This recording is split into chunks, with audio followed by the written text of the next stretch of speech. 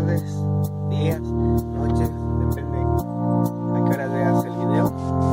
Pues miren, en esta ocasión voy a tirarle una botella de agua de 2 litros, aproximadamente unos 5 metros para no exagerarlo. Vamos a ver si logra pasar el agua.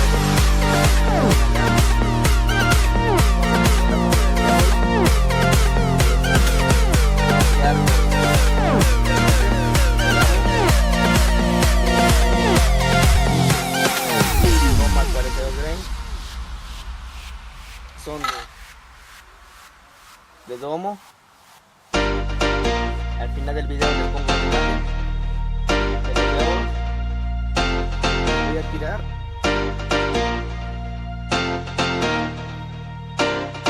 Axan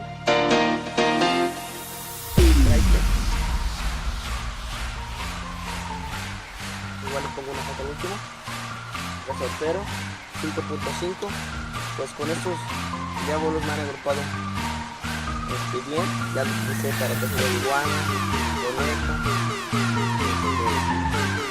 excelente rifle.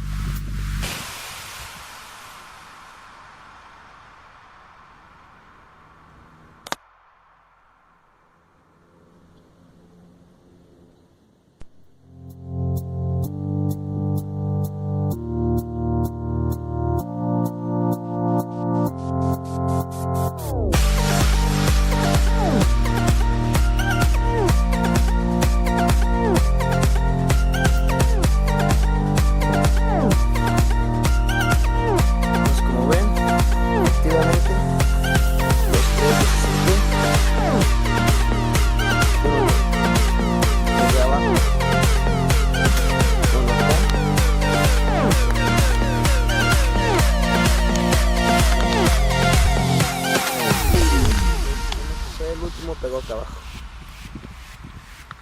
No sé si lo están viendo, lo enfoco. Uno acá.